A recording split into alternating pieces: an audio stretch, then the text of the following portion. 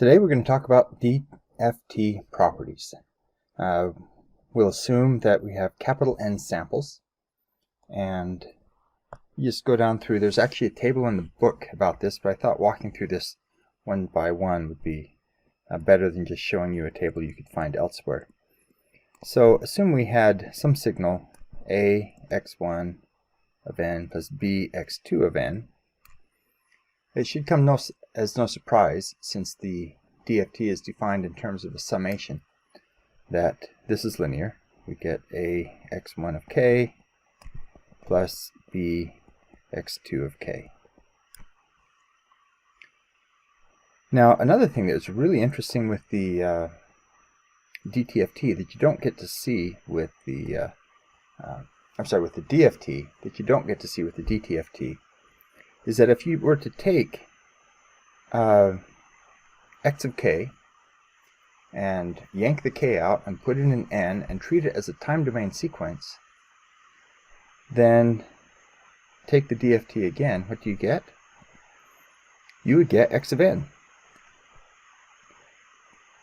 Because of the scaling factor, we're going to have this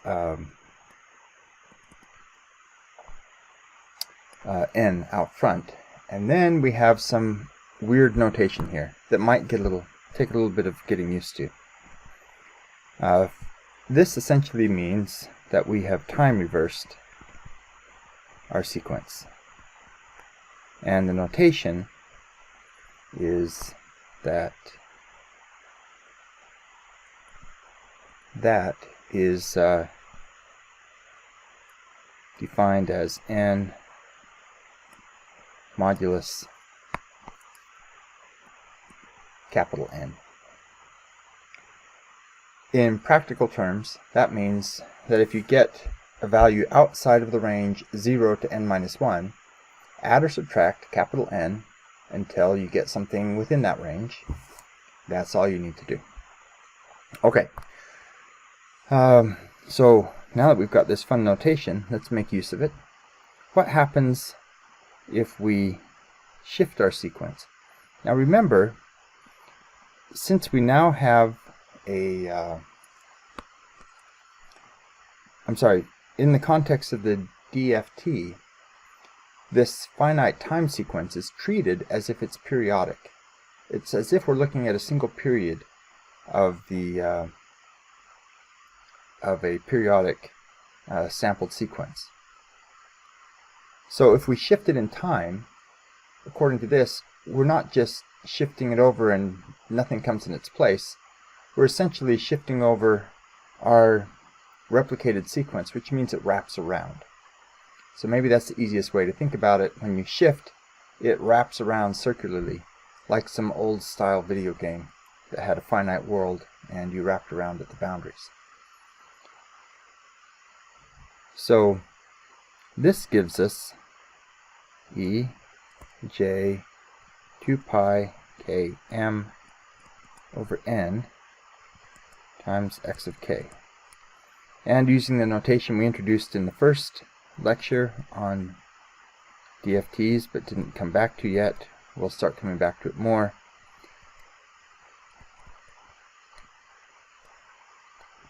Looks like that.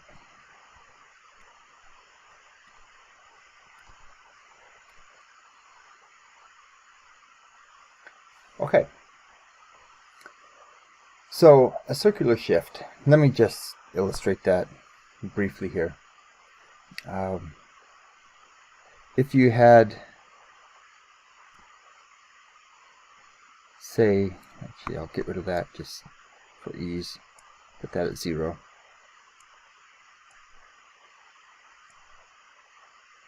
If you had this sequence and you shifted it right by 1,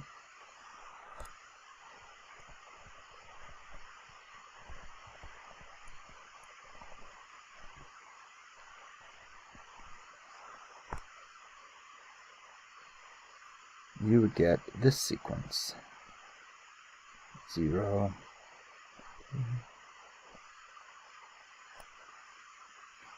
So in other words, this sample moves over here, and all of these move to the right. Another way of thinking about it would be that we had, since it's periodic, we had some periodic extension, and shifting it by right just caused this value to now shift over to 0. So whatever works, that's how you would think about a shift by right by 1.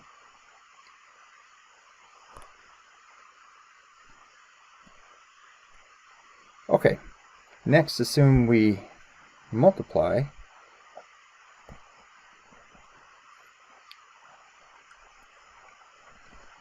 our x of n by some complex exponential. So this is modulation, frequency modulation. We end up getting, and once again, using our crazy notation here, I wish it was simpler.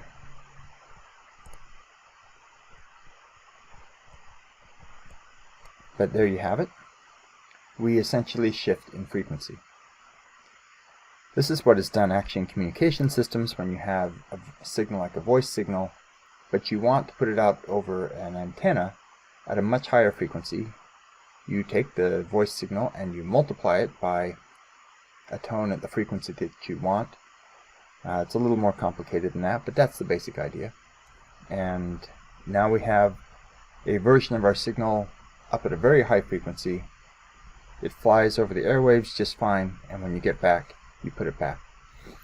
Now, and we can put it back by just modulating by the negative of the frequency that we just did. When we had Z-transform and DTFT, we had this really cool property where if we convolved in one domain, it was multiplication in the other domain. We have that property again, but it's a different convolution. I don't know if I should circle it in red. It'll look like it's something else. I know, I'll put the whole thing in red. This is called circular convolution, and we'll spend a little bit more time defining and working with that in a moment. But if you do circular convolution, you get a product in the frequency domain, in the DFT domain.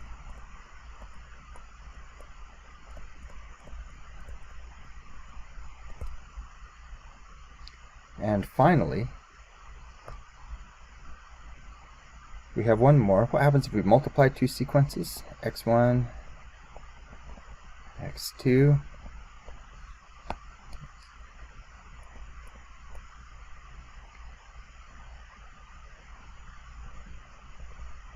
That ends up looking like something that the form of it should look familiar.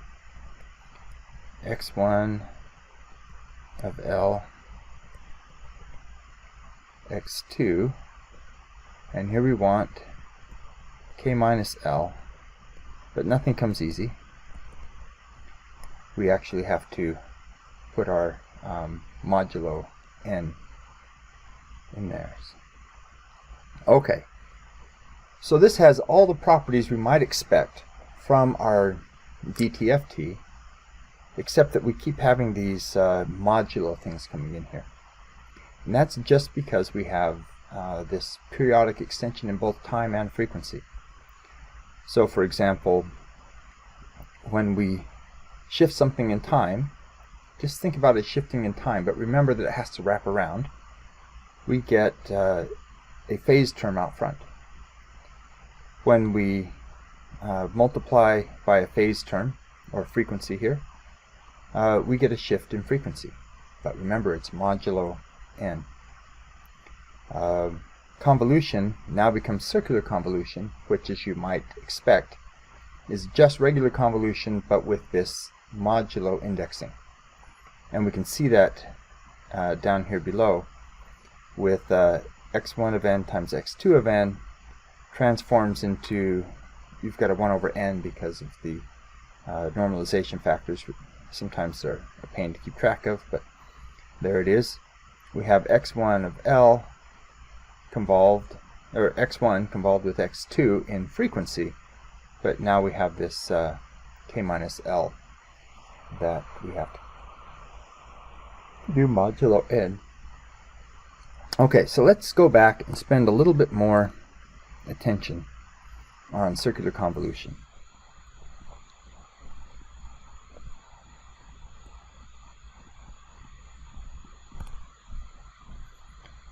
Circular convolution is defined as the sum m equals 0, n minus 1, x1 of m, x2, n minus m with the modulus operator around it.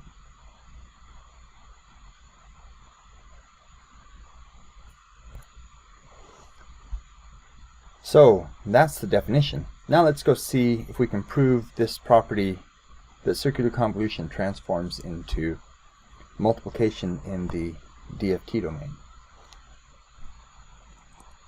Wouldn't be surprised if we could.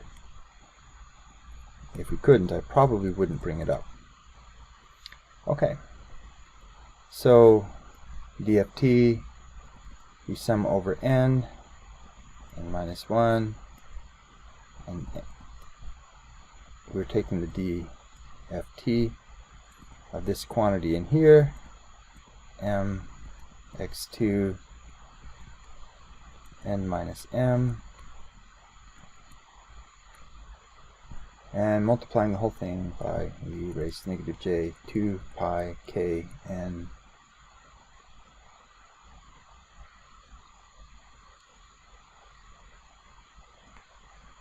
over n. Okay, trick number 1. If you encounter something like this, see if you can change the order of summation. And trick number 2 is see if you can change a variable. So let's define L is equal to n minus m, and then n is going to be equal to L plus m, and we'll change the order of summation. So we're going to get our sum over m on the outside,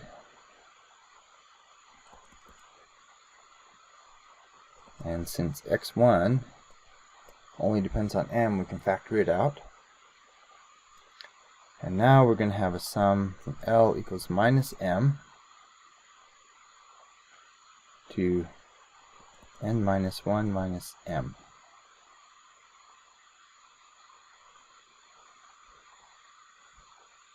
Of x2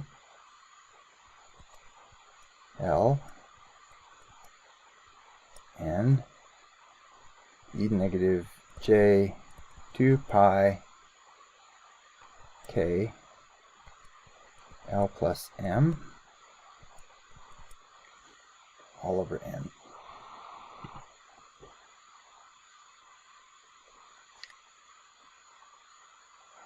Well, now we can factor out, we can split up this e to the j whatever, and we get the sum over m minus 1 x1 of m will bring over negative j 2 pi k m over n. My capital N's are getting sloppier all the time. There we go. And now we'll have a sum over L minus m to n minus 1 minus m x2 L n e to negative j 2 pi k L over n. Okay, and those two summations are independent of each other, and it's no trick to see that this is going to be x1 of k, the trick comes in figuring out what this next thing is. Well,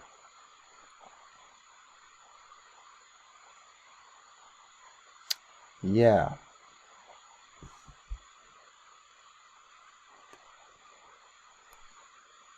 You can take my word for it, but I'll explain myself. Equals 0 to n minus 1 x2 L e negative j 2 pi k L over n. So why does this work? Remember I said that a practical trick when dealing with this modulo operator is to look at the argument. If L, in this case, is not within the range 0 to n minus 1, then we add or subtract an n to it until it is. So if we were to do that, if we add or subtract an n to it, if we look at the exponent, anytime we would change L to L plus n or L minus n, and it would be an add in this case, we're essentially shifting the exponent by j 2 pi k. Well, j 2 pi k is going to, e to the j 2 pi k is always 1, so that has no effect. So we can then essentially say we are going to cover all the values from minus m to n minus 1 minus m. If we take our minus m as a starting point, we're going to have to add an n to that, a capital N. And so L would now be minus m plus capital N. And so, let's see, minus m.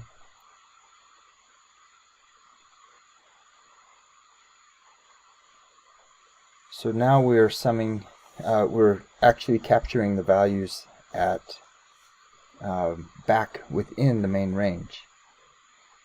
So another way of looking at it is we have our sequence here, and we have our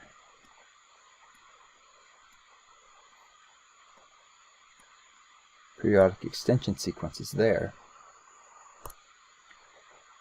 We are summing over maybe this range. But each of the exponents, the exponent multiplied, whoops, it wouldn't go quite that far. It would go that far. The exponent multiplying this one is the same as the exponent that would be multiplying that one. We just did that with a little argument about adding n to the exponent. And the value, of course, is the same because it's periodic.